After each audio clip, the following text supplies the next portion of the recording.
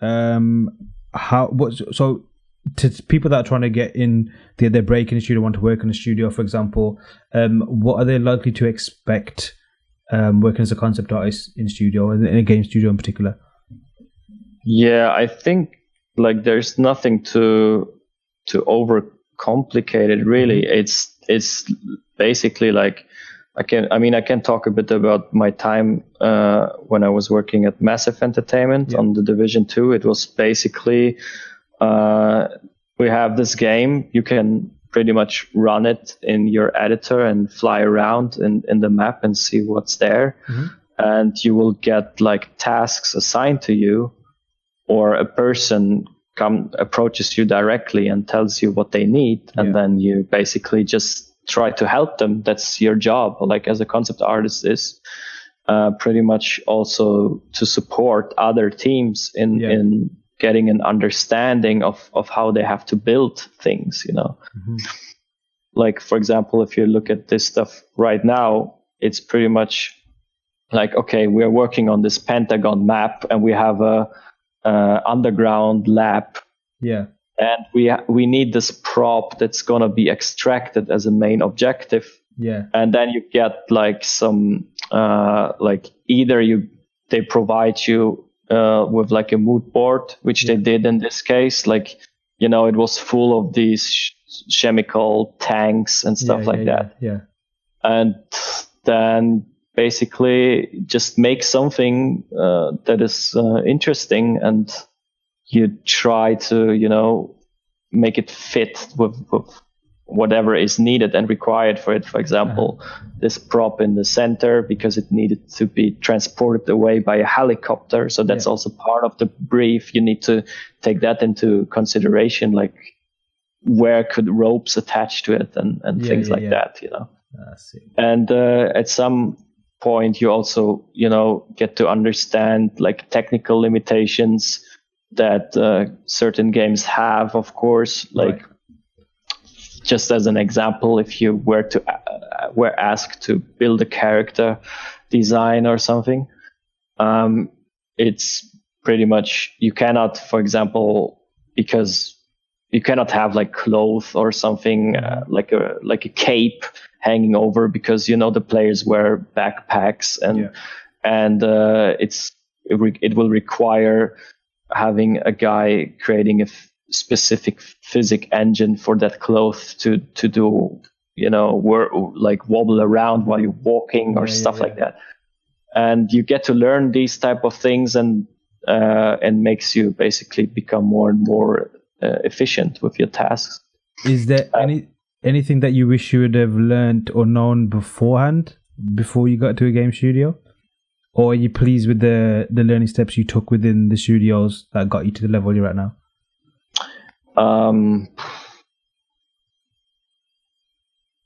Good question. I think I mean, like every studio so far, I've been in 3, obviously, they have been differently in the way that the tasks worked and how you get them.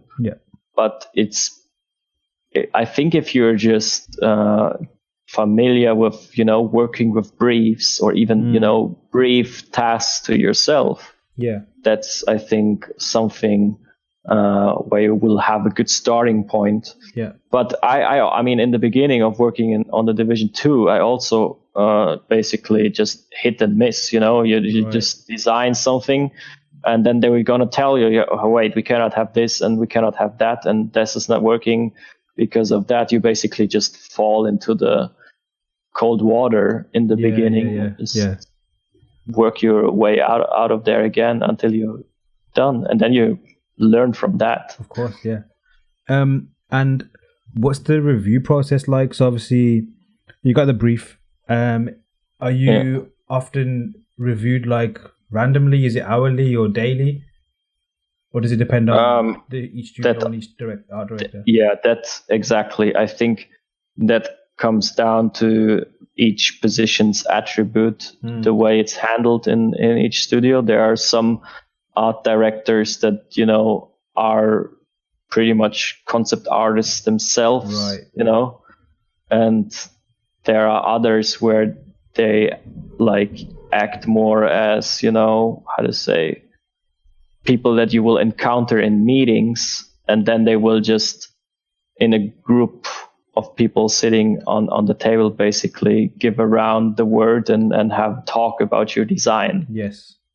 Or you even receive, you know, like through a messenger or something, the feedback like, hey, can we change this and that, or something like that. But in terms of the division, because they really liked the work I was doing, you can also get into a position where people trust you more and more, and you become more or less like an expert of that field. Like I was pretty much responsible. I mean, I was responsible for all the skill items in the game, which are those, you know, exactly like this drone, for example, all these deployable player related objects that you can use to your advantage. And feedback then becomes more something like, oh, we cannot do this because, you know, gameplay reasons. We, like, for example, with this drone, if you scroll down, there's like a GIF image of how it deploys. And that was basically my idea to, you know, like catapult it above the player. Yeah. Which I thought was really cool. But in the game, that looks very different in the end, because what if there's like a ceiling above you, you know? Yes. And then also they have things like, oh, we cannot have it too far from the player because, you know, the drone will lose the connection or whatever, you know. There are so many reasons that you cannot like expect, because every game has their own technology and tech involved, basically, and different animation systems and whatnot. So it's basically just a lot of conversations as well with other people. So if you're like somebody that is super quiet and afraid of, you know, speaking to others, I think that's not very good to have you in a position like maybe there are some people that would expect from a concept art role that you sit silently in a corner with your headset on and you can just you know, make cool things. But if you want to be good at it, you need to, you know, get others, as many people as you can, involved into each design you're making. And you should also like accept that not everything you're doing will be good, and sometimes even will be cut or changed so it doesn't look as good as you intended it to be. You know, like some of these designs, they look like they are because they basically had to look this way. You know, like, I mean, on this particular page you have here, there could be also reasons like suddenly, you know, oh, we need 3 more modifications, but we don't have, we only have a week or something. Let's say, let's assume that.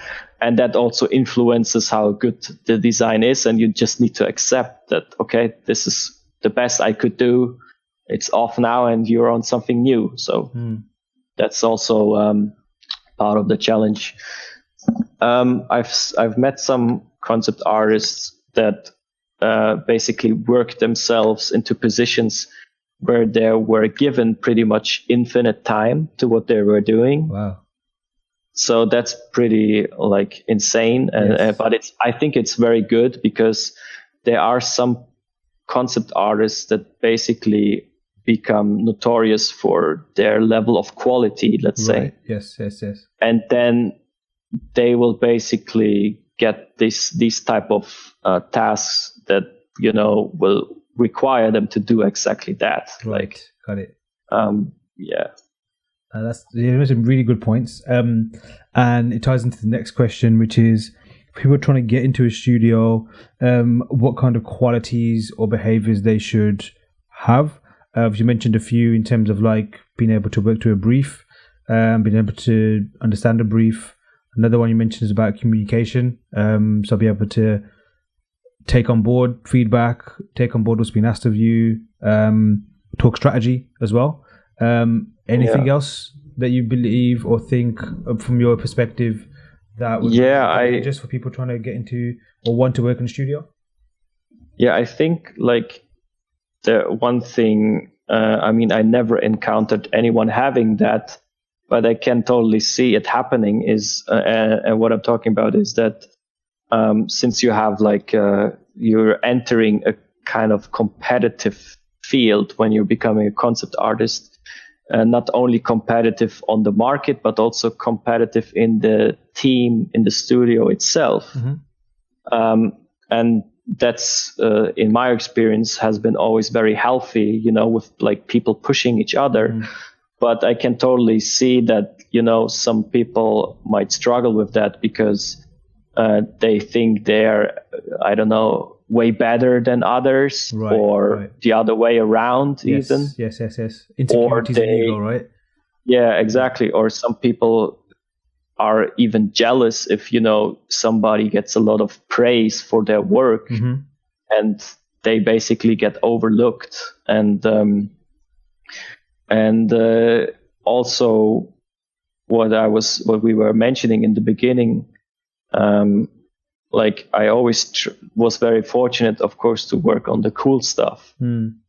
And you cannot, but I also got some tasks that I'm not even showing in my portfolio. Right.